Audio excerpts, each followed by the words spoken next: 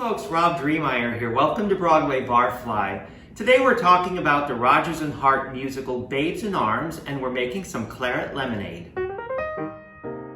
If you're a theater fan who loves a great cocktail, click that subscribe button because Broadway Barfly is the channel for you. Babes in Arms is the quintessential Hey Kids, Let's Put on a Show musical. It opened on Broadway in 1937, and it's about the teenage kids of vaudevillian parents.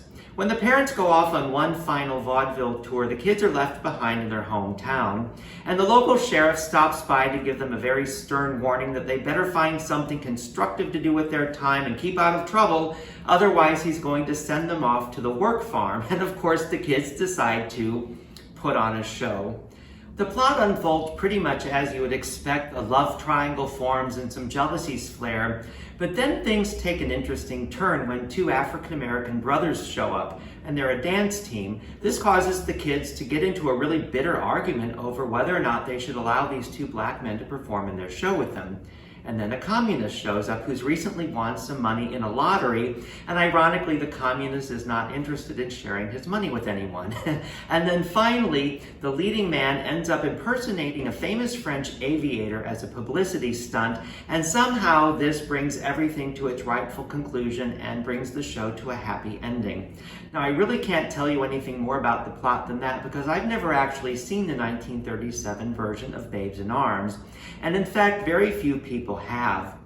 In spite of the show's innocent title, the script had an awful lot of bite for its day, and in 1939, when MGM made the film version that starred Mickey, Rooney, and Judy Garland, they still had Mickey and Judy putting on a show, of course, but other than that, they pretty much rewrote the entire script and only kept two of the songs from the original Broadway score. The show's social and political commentary proved to be a real liability for it, and it was hardly produced at all throughout the 1940s and 50s, namely because during that period people were not interested in presenting a musical that dealt with racial injustices, and it was also the McCarthy era, so they certainly were not interested in presenting a musical with the communist character. By the late 1950s, long after Lawrence Hart's death, the show's composer Richard Rodgers set out to rehabilitate the title, and he did so by commissioning a brand new script. The writer George Oppenheimer was engaged for the job, and his task was to preserve the show's Let's Put on a Show premise, as well as salvage the show's score. And the score to Babes in Arms is magnificent. It's a veritable hit parade. The songs My Funny Valentine, Where or When, I Wish I Were in Love Again, Johnny One Note, and The Lady is a Tramp all come from that original Broadway score. Oppenheimer did keep the Let's Put on a Show premise, but this time the kids are putting on a show to save a failing summer stock theater. The plot is innocuous, but it's effective, and pretty soon people started producing Babes in Arms, and it became a staple in stock and amateur theaters. In fact, if you've ever seen a production of Babes in Arms at a college or a community theater, something like that, you've almost certainly seen the 1959 revision. In more recent years, round about the turn of the 21st century and long after the composer Richard Rodgers' death, people once again wanted to explore that 1937 script. And in 1999, New York City Center presented Babes in Arms as part of their Encore series, which is a series where they present underappreciated musicals in concert presentations. They were given permission to use the 1937 script, and they engaged the playwright John Guare to do the adaptation. His task was primarily to figure out a way to work out the racial insensitivities that were inherent from a script that was written at a very different time. A couple years later, in 2002, the Goodspeed, which is a very prestigious theater in Connecticut, also took their stab at revising Babes in Arms. In that production, the playwright Joe DiPietro took some elements of the 1937 plot, took some elements of the film, and came up with something completely different. It's sort of hard to decide whether either of those presentations were completely successful, and it really depends on who you're talking to and by what criteria you're making that judgment. But I do believe that at this point in time, it's highly unlikely that there will ever be any version of Babes in Arms that fully satisfies a 21st century audience.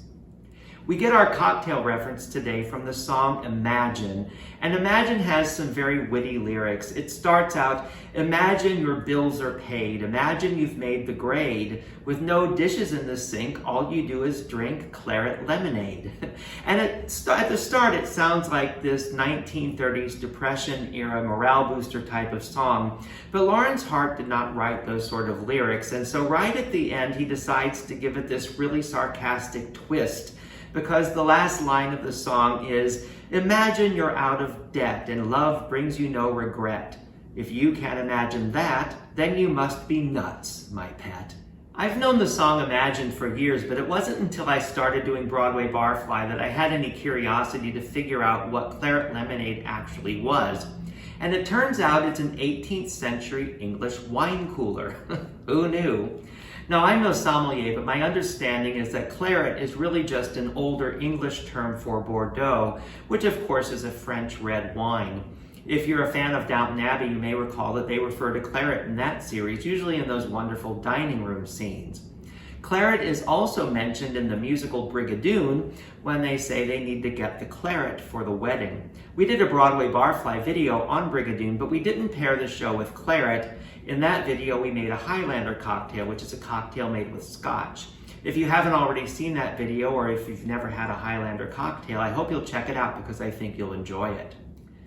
Claret Lemonade is pretty much just what it sounds like. It's the red wine combined with the elements of lemonade. I suspect that it's probably an English cousin to sangria, and it makes a really nice summertime sitting out on the porch sort of a cocktail.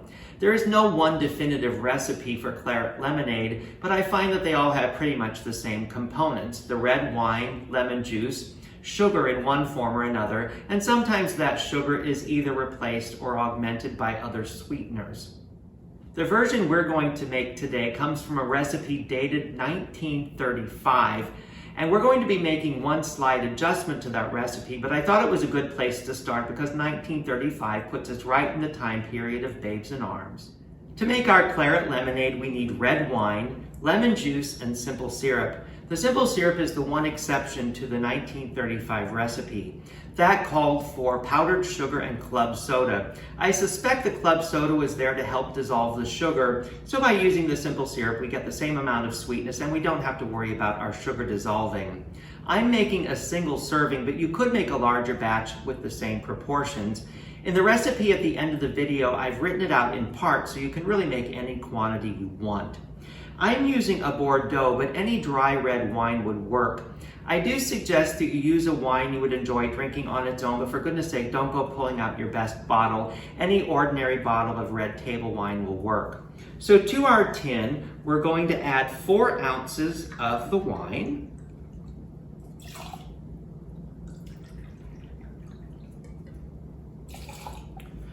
We're going to add an ounce of the lemon juice and an ounce of the simple syrup. Now, just like lemonade, if you preferred it a little more tart or a little more sweet, you could favor one of these ingredients over the other, but the proportions should remain the same to the wine. So then we give this a good stir, and we serve it over ice in a wine glass.